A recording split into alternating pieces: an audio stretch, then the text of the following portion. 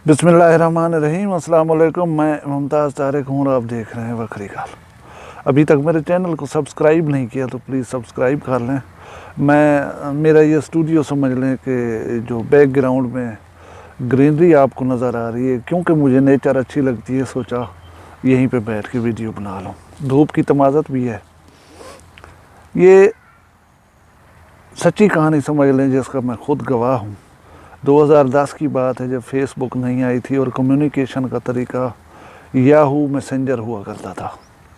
मैं एक इंडियन लड़की थी, उससे चैट करता था, बातें होती थी मुख्तलिफ़ तरह की। तो एक रोज़ उसकी दादी मुझसे मुखातिब हुई और उसने जो बात की वो अमानत समझ के मैं आप तक पहुंचाना चाह रहा हूं कि मेरा एक बहनोई था। मैं डेरा गाजी खान सी ब्लॉक में रहती थी और मेरा एक बहनोई था जिसका नाम मंगता राम था और वो जामपुर में रिहाइश पजीर था। जब 1947 में पाकिस्तान बनने लगा तो हालात ख़राब हो गए। हमने सोचा कि ये हालात वक्ती तौर पे ख़राब हैं और चंद महीनों में ये सब कुछ ठीक हो जाएगा, लेकिन जाना भी ज़रूरी था। तो मेरे उस बहनोई मंगता राम के पास 1 किलोग्राम सोना था जिसे वो छोड़ के जाना चाहता था। तो काफ़ी सोच विचार हुई कि इसको साथ लेके चलते हैं। फिर ये भी ऑप्शन आया कि इसको कहीं छुपा के चले जाते हैं। तीसरा ऑप्शन ये भी था कि यहाँ की किसी ईमानदार और मुअज़्ज़ज़ शख्सियत के पास अमानतन रख के चले जाते हैं। चंद दिनों बाद हालात ठीक हो जाएंगे और हम वापस आके अमानत ले लेंगे।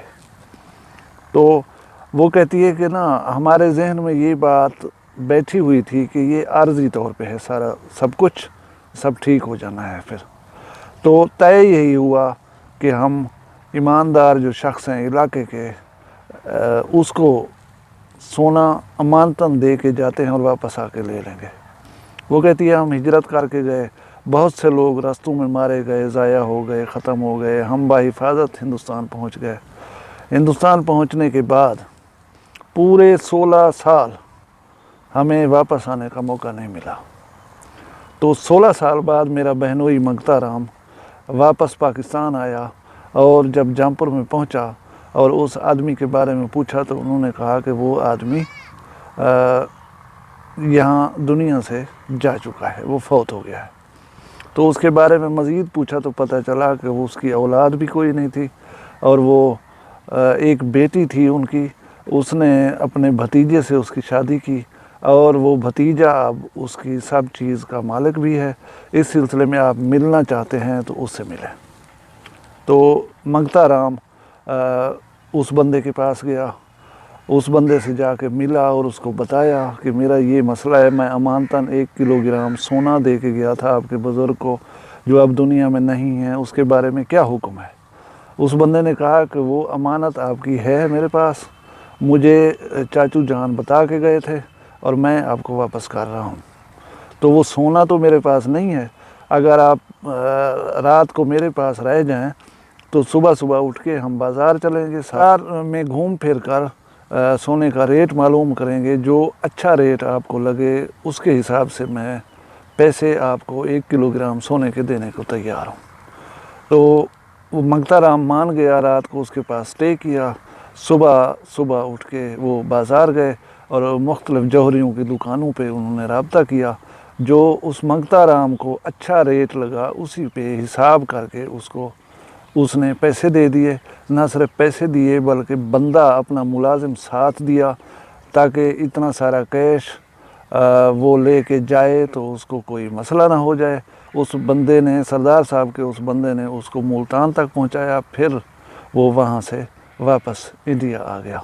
वो बूढ़ी कहती है कि हम जामपुर के बासियों को अब भी अपने अकीदे और मज़हब और रसूम और रिवाज के हिसाब से दुआएं देते हैं, उनको याद करते हैं।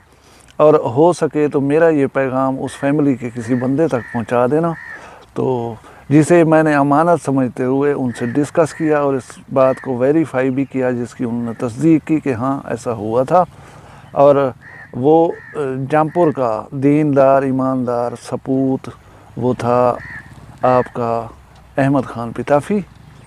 और اس کا داماد جس کا ذکر آیا وہ تھے عبدالرحیم خان، جس کے بیٹے غزالی رحیم خان پتافی سابق بلا مقابلہ MP جامپور سے ہوئے تھے، یہ ان کا ذکر ہو رہا تھا۔ تو ہم بعض اوقات سوچتے ہیں کہ پتہ نہیں دنیا کس کے سہارے چل رہی ہے۔ ایسے ہی لوگ کہ خود دنیا سے چلے گئے لیکن جو امانت تھی وہ کسی کے ذمہ لگا کے گئے، اور پھر شاباش ہے ان لوگوں کو جو پیچھے تھے، انہوں نے بھی اس امانت کو امانت سمجھتے ہوئے اس کے حوالے کیا، اور ہمیں پتہ نہیں کہاں کہاں سے دعائیں ملتی ہیں، کہاں کہاں سے ہمارے حق میں اچھا سوچا جاتا ہے۔ تو یہ دنیا چل رہی ہے۔ باقی آج کل تو حالات ایسے ہیں کسی کے 10 روپے گر جائیں تو لوگ اس پہ پاؤں رکھ کے کھڑے ہو جاتے ہیں اور کہتے ہیں کہ ہم نے تو دیکھے نہیں، جب وہ چلا جائے گا پھر اٹھا کے جیب میں رکھ لیں گے۔ اللہ تعالیٰ ہمیں ایمانداری سے رہنے کی توفیق دے، اور اللہ تعالیٰ سردار احمد خان پتافی کو جنت میں جگہ دے، ان کے درجات بلند کرے۔ اور میں ذاتی طور پہ پراؤڈ فیل کرتا ہوں ایک جامپوری ہونے کے ناطے کہ جب میں بھی جامپور کا رہائشی ہوں، اور جب جامپور کا ذکر ایسے واقعات میں یا باتوں میں ہوتا ہوگا تو ان میں سے ایک میں بھی ہوں۔ اجازت دیجیے، اللہ حافظ۔